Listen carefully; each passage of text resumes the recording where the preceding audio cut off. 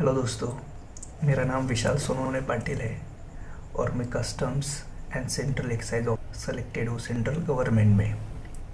और मैंने without any coaching classes first attempt में इस एग्ज़ाम को क्रैक किया है। तो आज मैं अपनी स्टोरी आपके साथ शेयर करने वाला हूँ और मुझे लगता है कि आपको ये स्टोरी बहुत पसंद आएगी और आपको भी मेरे स्टोरी से अच्छा मोटिवेशन मिलेगा।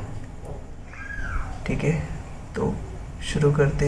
इस स्टोरी में अप्स एंड डाउन्स इसलिए ज़्यादा मोटिवेटिंग है तो चलो शुरू करते हैं। तो देखो, बचपन से मेरा एजुकेशनल बैकग्राउंड मतलब एकेडमिकली मैं बहुत अच्छा था। मतलब बचपन से क्लास में फर्स्ट या सेकेंड रैंक आता था। 7th स्टैंडर्ड पे मैंने स्कॉलरशिप एग्ज़ाम जो रहता है उसमें मेरिट लिया था। फिर 8 और 9 स्टैंडर्ड में यहाँ पे एमटीसी एग्ज़ाम रहता है महाराष्ट्र में, तो वो उसमें भी मैंने मेरिट लिया था। फिर मैंने 11th 12th आईआईटी का प्रिपरेशन किया था, लेकिन आईआईटी कुछ मार्क्स से मेरा रह गया था, 1-2 मार्क्स से।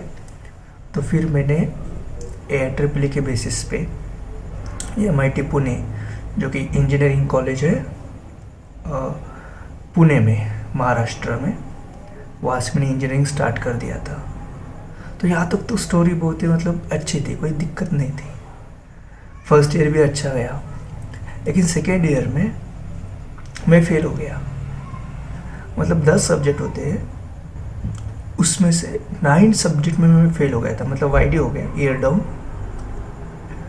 तो इट वॉज़ वेरी शॉकिंग था और बहुत ही डिप्रेसिंग भी था, क्योंकि इतना बड़ा फेलियर मतलब ज़िंदगी में पहले कभी देखा ही नहीं था। फर्स्ट टाइम था ये एक्सपीरियंस, और 1 साल बर्बाद होना मतलब बहुत बड़ी बात लगती थी तब। तो मुझे मतलब समझ में नहीं आ रहा था क्या करूँ, और दिक्कत यही ख़त्म नहीं हुई। मैंने मतलब सेकेंड ईयर में मैंने और एक बार मैं फ़ेल हो गया। मतलब सेकेंड ईयर में मैं 2 साल फेल हो गया। तो आप समझ सकते हो कि कितना डिप्रेसिंग पीरियड रहा होगा मेरे लिए। मतलब मुझे कुछ समझ में नहीं आ रहा था कि अभी क्या करना है। I was totally blank. मुझे मतलब एक ऐसा फीलिंग आया था तब कि मुझे ऐसा लगता कि मैं अभी ज़िंदगी में कुछ कर ही नहीं सकता। मतलब ऐसा बहुत ही मतलब डिप्रेसिंग फीलिंग था। तो कुछ समझ में नहीं आ रहा था। मुझे तो इंजीनियरिंग भी छोड़ने का मन था, मैंने घर पे बताया भी था, लेकिन ऑफ कोर्स घर वालों ने इंजीनियरिंग छोड़ने नहीं दिया। उन्होंने कहा कि तुम्हें इंजीनियरिंग तो कंप्लीट करना ही पड़ेगा। और ऑफ कोर्स घर का माहौल भी बहुत ख़राब हुआ था उस वक्त। तो कुछ भी नहीं, आई वॉज टोटली ब्लैंक। तो फिर ऐसे ही मैं एक दिन एक गार्डन में बैठा हुआ था। तब मैंने मतलब सेकेंड ईयर के पूरे सब्जेक्ट निकाल लिए थे, तो मैं थर्ड ईयर में तो गया था। ठीक है, वैकेशन का जो पीरियड रहता ना सेकेंड ईयर और थर्ड ईयर के बीच में का, वहाँ पे मैं था। उस वक्त ऐसे गार्डन में बैठा हुआ था। तो उस वक्त एक बुजुर्ग आदमी थे, वो मेरे पास आए, मेरे से मतलब बातचीत हमारी शुरू हुई। और पता नहीं, कभी कभी हम स्ट्रेंजर के साथ काफ़ी खुल जाते हैं, उन्हें हम अपना सब कुछ बता देते हैं। तो मैंने उनको मेरे बारे में सब कुछ बताया कि इसमें 2 साल फेल हो गया, नाउ हाउ आई एम मतलब कितना मैं डिप्रेसिंग फील कर रहा हूँ और कितना बुरा हालत चल रहा है मेरे लाइफ में। मैंने उनको ये सब बता दिया।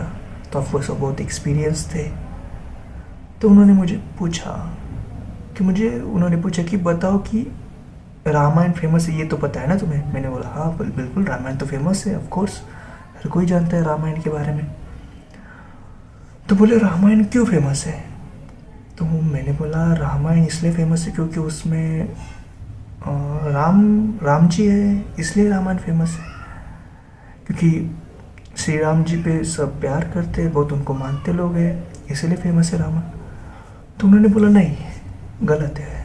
मैंने बोला कैसे? तो बोले कि रामायण इसलिए फेमस है क्योंकि रामायण में रावण है। अच्छा, तो मैंने बोला ठीक है। और उन्होंने फिर आगे बोला कि रामायण इसलिए फेमस है क्योंकि रामायण में रावण ने श्री प्रभु चंद्र राम जी ने 14 साल का वनवास किया है, इसीलिए रामायण फेमस है। रामायण सिर्फ राम के कारण फेमस नहीं, रामायण रावण के कारण और 14 साल के वनवास के कारण फेमस है। उन्होंने बोला कि हीरो तभी होता है जब मूवी का विलन बहुत बड़ा होता है, जब तुम्हारे लाइफ में ऑब्स्टेकल्स आते हैं, तुम्हारे लाइफ में बहुत सारे प्रॉब्लम्स आते हैं ना, तभी तुम्हें हीरो बनने का लाइफ चांस देती है, तभी तुम्हें कुछ बड़ा करने का एक लाइफ चांस देती है। तो मुझे उनकी बातें कुछ कुछ समझ आने लगी थी। उन्होंने मुझे इतना मोटिवेट किया, इतना पॉजिटिविटी मुझे भर दी कि मेरा लाइफ की मतलब देखने का एक अलग ही मतलब दृष्टिकोण हो गया, अलग ही एक मतलब बहुत अलग ही लगने लगा था मुझे। उन्होंने कहा कि यदि तुम्हारे पास प्रॉब्लम है ना, तो you should feel lucky for that problem, क्योंकि ज़िंदगी तभी तुम्हें प्रॉब्लम देती है जब तुम्हें उस प्रॉब्लम को सॉल्व करने का तुम्हारे पास पोटेंशियल रहता है, तभी ज़िंदगी तुम्हें प्रॉब्लम देती है। लाइक हाँ यार, कुछ बातें तो समझ आ रही है और अच्छी भी लग रही है। तो उन्होंने बोला ये सिर्फ अच्छी लगने वाली बातें नहीं, ये रियलिटी है। उन्होंने मुझे बहुत अच्छी तरह से समझाया, मुझे बहुत अच्छा पॉजिटिव किया। और मैं मतलब ये जो मेरा प्रॉब्लम है उनको बहुत बड़ा मानता था मैं तब तक, और मैं यही सोच रहा था कि यार ये मेरे साथ क्यों हुआ यार, क्यों मैं फेल हुआ, मतलब क्यों ज़िंदगी ने मुझे मेरे साथ इतना गलत किया, जो हम सब रोते, वही मैं रो रहा था तब तक। लेकिन तब अचानक मेरे अंदर एक अलग ही मतलब ये हो गया। तो मैं यह सोचने लगा कि यार सही में जो भी हुआ है ना बहुत अच्छा हुआ है, शायद ज़िंदगी ने मेरे को कुछ चुना है कुछ अच्छा और बड़ा करने के लिए, इसीलिए ये सब हुआ है। तब मैंने सोचा कि यार ठीक है, मतलब अभी मेरे साथ बुरा हुआ, लेकिन इसके बाद यदि मैं कुछ अच्छा करता हूँ, कुछ अचीव करता हूँ बहुत बढ़िया, तो यार बहुत बच्चों के लिए एक मोटिवेशन स्टोरी बनेगी। क्योंकि 2 साल यदि फेलियर होने के बाद आप अपना पूरा मतलब डिस्ट्रॉय होने के बाद एक बोल सकते हो आप, यदि उसके बाद कुछ अच्छा मैं कर लूँगा, तो सच्ची में बहुत सारे बच्चों के लिए एक मोटिवेशनल स्टोरी रहेगी। तो फिर क्या, मैंने 3rd ईयर में मेरा एडमिशन हो ही गया था, मैंने 3rd ईयर कंप्लीट कर लिया बहुत अच्छे से। मैंने फिर थिएटर में भी एक्टिंग करना स्टार्ट कर दिया था, वहाँ पे भी मैंने बहुत अच्छा मतलब बेस्ट एक्टर के परफॉर्मेंस जीत लिए थे, अवार्ड जीत लिए थे बेस्ट एक्टर्स के। तो सब कुछ बहुत बढ़िया चल रहा था। 4th ईयर भी कंप्लीट कर लिया और इंजीनियरिंग मैंने भी डिस्टिंक्शन कंप्लीट कर लिया। तो फिर आगे क्या, तो आगे 2 ऑप्शन थे, एक तो जॉब ले लो इंजीनियरिंग से, ठीक है, और सेकेंड ऑप्शन कि कोई तो कुछ तो अलग करना है था ना, कुछ तो बढ़िया करते हैं। तभी मेरे एक दोस्त थे, वो बिहार से थे, उन्होंने मुझे सीजीएल के बारे में बताया कि सेंट्रल गवर्नमेंट का जॉब होता है यहाँ से ऐसा वगैरह। तो मैंने देखा, पेपर्स वगैरह देखे, और मुझे लगा कि यार हाँ मैं कर सकता हूँ और मुझे यही करना चाहिए, क्योंकि गवर्नमेंट जॉब के लिए मुझे पहले से बचपन से अट्रैक्शन भी था। और एक मतलब मुझे लगा था कि यार ये यदि मैं फर्स्ट अटेम्प्ट में क्रैक कर लेता हूँ ना, तो एक बहुत मतलब अच्छा लगेगा मेरे को बहुत, और यही एक चीज़ है जिससे मैंने कहा फिर अपने आप को प्रूव कर सकूँगा। तो फिर क्या, मैंने प्रिपरेशन स्टार्ट कर लिया, इंटरनेट से वगैरह बुक्स वगैरह ढूंढ लिए, कौन से अच्छे बुक्स है वगैरह ये सब कर लिया मैंने। और कोई कोचिंग क्लास नहीं, क्योंकि महाराष्ट्र में सीजीएल का कोई कोचिंग क्लास नहीं है, और इसलिए मैंने खुद पढ़ाई करना स्टार्ट कर लिया। किसी का गाइडेंस नहीं था, कुछ नहीं था, सिर्फ इंटरनेट से जो भी गाइडेंस मुझे मिले वहाँ से मैंने पढ़ना स्टार्ट कर लिया। लेकिन एक बहुत बड़ा एक अंदर एक विश्वास था, और एक कुछ कर देने का एक बहुत बड़ा विल पावर अंदर था। इसलिए मैंने बहुत दिन रात पढ़ा। मैंने किसी फंक्शन को कभी अटेंड नहीं किया, वो मेरा 1 साल, किसी की शादी नहीं, कुछ नहीं, दोस्तों से भी मैंने कांटेक्ट तोड़ दिया था, मतलब किसी से कुछ बातचीत नहीं, कुछ नहीं, सिर्फ पढ़ाई। कहीं पे भी मैं नहीं जाता था, सिर्फ मेरा लाइब्रेरी, वहाँ पे मैं जाके पढ़ता था, घर पे आता था, बस उतना ही। क्योंकि और ये देखो, ये जो मैंने किया है ना, मतलब इतना पढ़ना, ये अपने आप हो जाता है, सिर्फ वो विल पावर होनी चाहिए। और ऑफ कोर्स मेरा प्री में अच्छा स्कोर आया, फिर मेंस में भी अच्छा स्कोर आ गया, फिर टियर 3 भी बहुत अच्छा स्कोर आ गया। और ऑफ कोर्स मैं आज customs and central excise officer selected हूँ, वो भी सेंट्रल गवर्नमेंट में मेरा जॉब है। खाकी वर्दी है सर, 3 स्टार है उस पर, और क्या चाहिए ज़िंदगी में। तो एक बच्चा जो 2 साल फेल हो चुका है इंजीनियरिंग में, जिसे कुछ भी नहीं पता है कि आप आगे क्या करना है। कोई मुझे तब आके बताता था ना कि यार तुम एक बहुत अच्छे ऑफिसर बनने वाले हो सेंट्रल गवर्नमेंट में आगे जाके, मतलब कोई जो भविष्य देखते कोई भी मतलब आके बताता था ना, तो मैं बोलता था नहीं यार आप झूठ बोल रहे हो।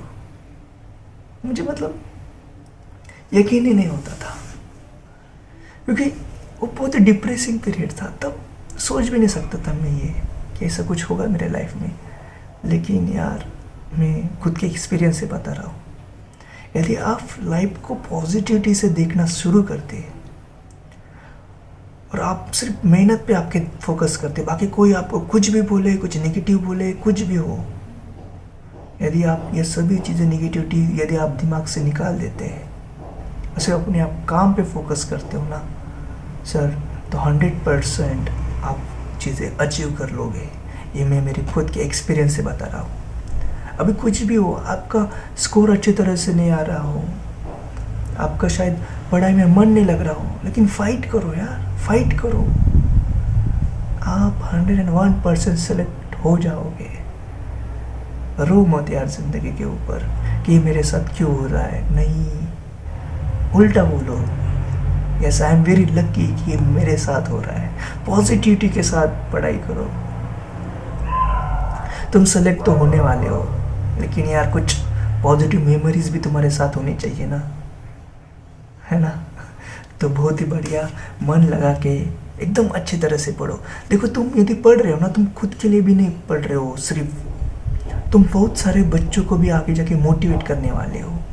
तुम्हारे रिलेटिव्स के बच्चे, तुम्हारे दोस्त, ये बहुत सारे ऐसे है ना आने वाले बच्चे, उनको तुम मोटिवेट करने वाले हो। तो बहुत ही मन लगा के, बहुत ही बढ़िया, सब कुछ नेगेटिविटी छोड़ के पढ़ाई शुरू कर दो, ठीक है। और मैं मेरे अगले वीडियो में मैं मेरी बुक लिस्ट के बारे में बताऊंगा कि मैंने कौन कौन से बुक यूज़ किए, और मैं पूरा आपको एक प्लान बता दूंगा मैं मेरे अगले वीडियो में कि आपको कैसा प्रिपरेशन करना चाहिए। और फर्स्ट अटेम्प्ट में पॉसिबल है, एक अच्छा जॉब पाना फर्स्ट अटेम्प्ट में बिल्कुल पॉसिबल है, ठीक है। और यदि कोई मुझे मेरे फेसबुक पे यदि मेरे से कांटेक्ट करना चाहता हो तो विशाल सोनवने पाटिल थिएटर एक्टर लिख लो, मतलब फास्ट में मिल जाऊंगा आपको फेसबुक पे, ठीक है। और यदि आप मेरे को इंस्टाग्राम पे यदि मिलना चाहते हो तो डिफरेंट विशाल DIFFERENTVISHAL डिफरेंट विशाल इंस्टाग्राम पे मेरा आईडी है, वहाँ पे मैं मिल जाऊँगा। यदि आपको मेरे को पर्सनली मेरे से बात करनी है तो मैं मेरा मोबाइल नंबर भी आपके साथ शेयर कर देता हूँ। 886, फिर से मैं बताता हूँ पहले से, 8668391131। सिर्फ मुझे मोबाइल करना है तो पहले मुझे व्हाट्सएप कर देना यही नंबर पे, फिर मैं आपको बताऊँगा, हम एक टाइम डिसाइड करेंगे, फिर हम बातें करेंगे, ठीक है। और बिल्कुल डरना नहीं, ठीक है। मैं आपके साथ हूँ, एकदम मन लगा के पढ़ो। और मैं मेरा अगला वीडियो जल्दी लाऊंगा, आपको पूरा डिटेल में बताऊंगा कि आपको कैसा प्रिपरेशन करना है, ठीक है। चलो, थैंक यू सो मच।